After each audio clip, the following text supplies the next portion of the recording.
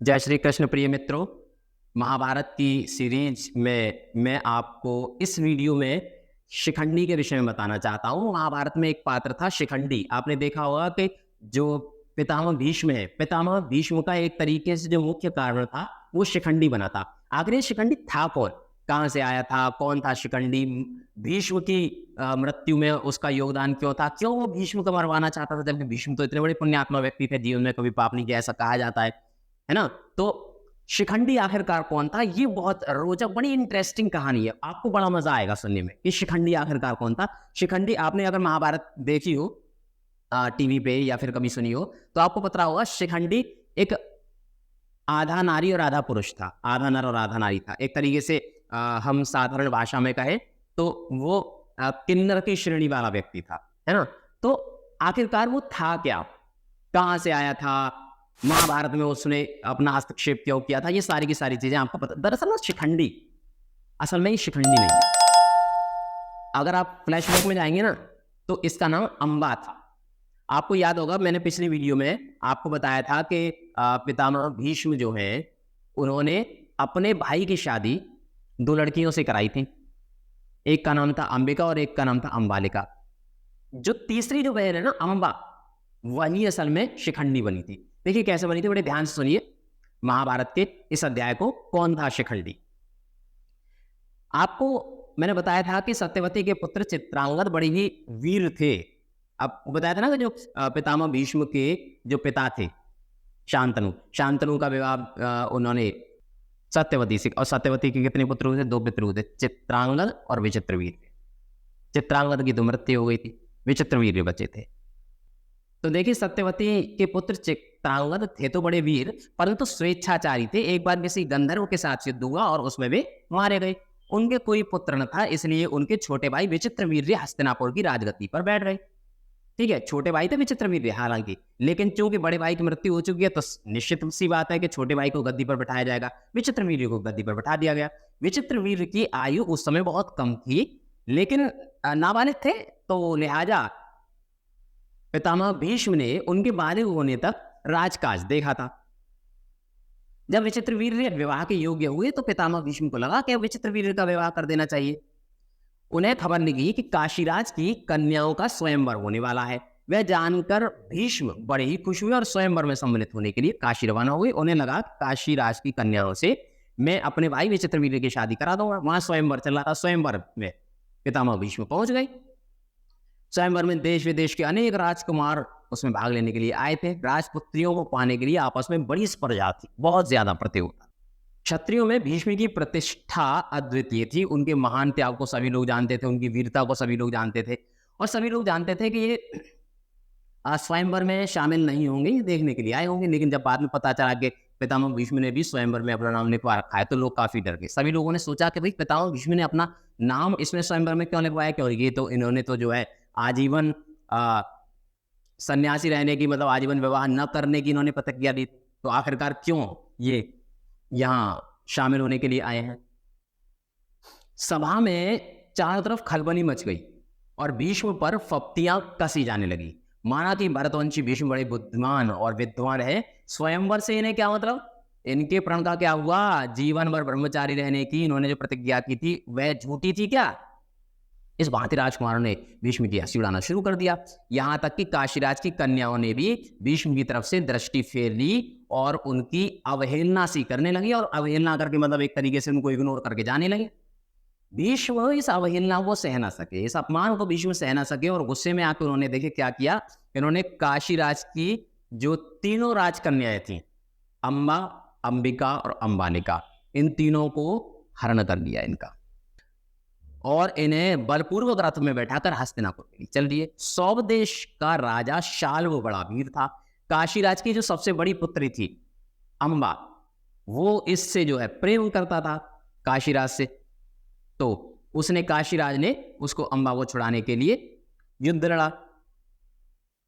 तो हुआ ये कि शाल्व ने भीष्म के रथ का पीछा किया, उसको रोकने का प्रयत्न किया। इस पर भीष्म और शाल्व के बीच में घोर युद्ध छिड़ गया। भीष्म ने उसे हरा दिया, किंतु काशीराज की कन्याओं की प्रार्थना पर उसे जीवित छोड़ दिया, मारा नहीं, छोड़ दिया हराने के बाद। भीष्म काशीराज की कन्याओं को लेकर हस्तिनापुर पहुंचे। विचित्रवीर्य के विवाह की सारी तैयारियां हो जाने के बाद, मैं आ रहा हूँ, जा मैं आ काशीराज की कन्याओं को लेकर हस्तिनापुर जब वे पहुंच गए तो विचित्रवीर्य के विवाह की सारी तैयारियां की जाने लगी। विवाह मंडप में जब इन तीनों कन्याओं को ले जाया जा रहा था विचित्रवीर्य से विवाह करने के लिए, तो जो सबसे बड़ी जो बेटी थी अम्बा, उसने पितामह से कहा कि गांगे, मैंने अपने मन में सौबदेश के राजा शाल्व को अपना पति मान लिया था। इसी बीच आप मुझे बलपूर्वक यहाँ पर ले आए। मेरे मन की बात जानने के बाद आप मेरे बारे में अब जो उचित समझे वो निर्णय लें। भीष्म को अम्बा की बात जंची। उसने कहा कि यार बात तो ठीक है, ये जब उसको पति मान चुकी है तो इसका विचित्रवीर्य से विवाह नहीं कराना चाहिए। उन्होंने अम्बा को उसकी इच्छा अनुसार उचित प्रबंध करा करके और शाल्व के पास भेज दिया और अम्बा की दोनों जो बहनें थीं, अंबिका और अम्बालिका, उन दोनों की शादी उन्होंने करा दी उससे। इससे अपने भाई विचित्रवीर्य से। अम्बा अपने मनोनीत वर सौभराज शाल्व के पास गई और सारा वृतांत कह सुनाया। उसने कहा कि राजन, मैंने आपको मनी मन अपना पति मान लिया था, ये बात मैंने पितामह भीष्म को बताई तो पितामह भीष्म ने मुझे भेज दिया है। लेकिन शाल्व नहीं माना। उसने अम्बा से कहा कि सारे राजकुमारों के सामने भीष्म ने मुझे युद्ध में पराजित करके तुम्हें बलपूर्वक हरण कर लिया है। इतने अपमान के बाद मैं तुम्हें कैसे स्वीकार कर सकता हूँ भाई? तुम्हें अब वापस वहीं जाना होगा पितामह भीष्म के पास, क्योंकि मुझे हराकर उसने तुम्हें अपने साथ हरण करके ले गया। तो मैं तो भाई तुम्हें अब अपनी विवाह नहीं करूंगा, पत्नी नहीं बनाऊंगा, तुम वापस वहीं जाओ, मेरी सलाह। बेचारी अम्बा वहां से लौट कर हस्तिनापुर लौट आई और भीष्म को सारा हाल कह सुनाया। भीष्म से कहा कि भाई अब वो तो विवाह नहीं कर रहा है। अब भीष्म ने जो विचित्रवीर्य से कहा कि भाई एक काम करो, 2 से तो तुम्हारी शादी हो गई है, एक काम करो, इससे तीसरी से भी शादी कर लो। लेकिन अब विचित्रवीर्य नहीं माना। विचित्रवीर्य ने कहा कि एक बात बताओ भैया कि ये जब उसको मन ही मन अपना पति मान चुकी है तो मैं इससे शादी कैसे कर सकता हूँ? इसने जो है विचित्रवीर्य ने भी मना कर दिया कि मैं भी इससे शादी नहीं करूंगा। पितामह भीष्म ने अम्बा को समझाया कि अम्बा एक काम करो, तुम वापस जाओ। अब बेचारी अम्बा ना इधर की रही ना उधर की, कोई और रास्ता न देख भीष्म से बोली कि गांगे, अब तो मैं दोनों ओर से मारी गई, ना तो वो शाल्वराज मुझे विवाह करने को तैयार है और ना जो है ये तुम्हारा भाई विचित्रवीर्य मुझसे विवाह कर रहा है, तो मैं तो बेकार हो गई ना। तो एक काम करो, आप मुझे यहाँ पर हरण करके लाए हो, इसलिए आपका कर्तव्य है कि आप मेरे साथ विवाह कर लें। भीष्म ने उसकी बात को ध्यान से सुना और अपनी प्रतिज्ञा की याद करके बोले कि अपनी प्रतिज्ञा तो मैं नहीं तोड़ सकता। उन्होंने अम्बा की परिस्थिति समझकर विचित्रवीर्य से दोबारा आग्रह किया पर वो नहीं माना। भीष्म ने अम्बा को फिर समझाया और कहा कि सौभराज शाल्व के पास ही जाओ और एक बार फिर प्रार्थना करो। लाचार अम्बा भैया फिर से गई शाल्व के पास और उसकी बहुत मिन्नत है कि लेकिन दूसरे से जीती हुई कन्या को स्वीकार करने से सौभराज ने साफ इनकार कर। अम्बा इस प्रकार 6 साल तक हस्तिनापुर से वहां उसके पास जिसको अपना पति वो मान चुकी थी सौभदेश, और सौभदेश से हस्तिनापुर की ठोकरें खाती रही। उसने समझ लिया कि मेरे इस दुख का कारण भीष्म है और उसको भीष्म पे बड़ा क्रोध आया और भीष्म से प्रतिहिंसा की आग उसके मन में चलने लगी। अब उसने सोचा कि भीष्म से मुझे बदला लेना है। भीष्म से बदला लेने की इच्छा से वह कई राजाओं के पास गई और उनको अपना दुखड़ा सुनाया। भीष्म से युद्ध करके उसका वध करने की राजाओं से उसने प्रार्थना की, पर राजा लोग तो भीष्म के नाम से ही कांपते थे। किसी ने इतना साहस नहीं किया कि भीष्म से युद्ध करे। क्षत्रियों से एकदम निराश होकर अम्बा ने तपस्वी ब्राह्मणों की शरण ली। तपस्वियों ने कहा कि बेटा तुम परशुराम के पास जाओ, वे तुम्हारी अवश्य इच्छा पूरी करेंगे। ऋषियों की सलाह मानकर अब अम्बा भगवान परशुराम के पास चली गई। अब परशुराम ने जब इसकी अम्बा की करुण कहानी सुनी तो वो उनका हृदय पिघल गया और उन्होंने कहा कि काशीराज की कन्या, तुम मुझसे क्या चाहती हो मुझे बताओ। अम्बा ने कहा कि ब्राह्मण भी, मेरी प्रार्थना ये है कि आप भीष्म से युद्ध करें, मैं आपसे भीष्म के वध की भीख मांग। परशुराम को अम्बा की प्रार्थना पसंद आई।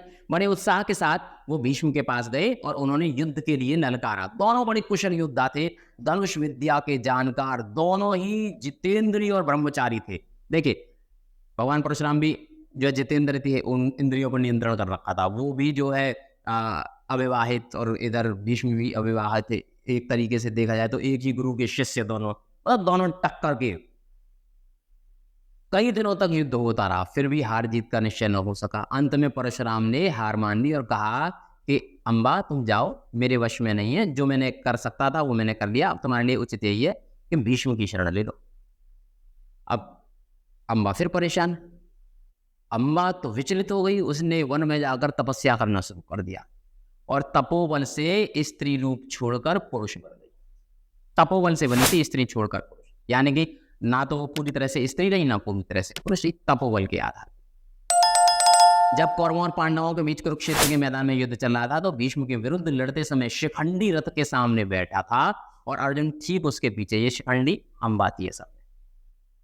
अब है क्या कि ज्ञानी भीष्म को यह बात मालूम थी कि अंबा ही शिखंडी का रूप धारण किए हुए है, इसलिए उन्होंने बाण चलाना वीरोचित प्रतिष्ठा के विरुद्ध माना, क्योंकि एक तो प्रोटोकॉल भी होता है कि स्त्रियों पर बाण नहीं चलाया जा सकता, वार नहीं किया जा सकता। दूसरा ये भी है कि एक वीर को ये शोभा नहीं देता कि वो स्त्री पर जो है शस्त्र चलाई, तो लिहाजा पितामह भीष्म ने उस पर बाण चलाना उचित नहीं समझा। और हुआ क्या, इसके परिणाम स्वरूप अर्जुन ने भीष्म पितामह पर हमला किया और अंत में उन पर विजय प्राप्त की। तब भीष्म आहत होकर पृथ्वी पर गिरे, तब जाकर अंबा का क्रोध शांत हुआ। अब आपके समझ में आ गया होगा शिखंडी कौन था, और शिखंडी की वजह से जो है पितामह भीष्म मारे गए थे, अन्यथा पितामह भीष्म को युद्ध में हराना असंभव था, पूरी तरह से असंभव।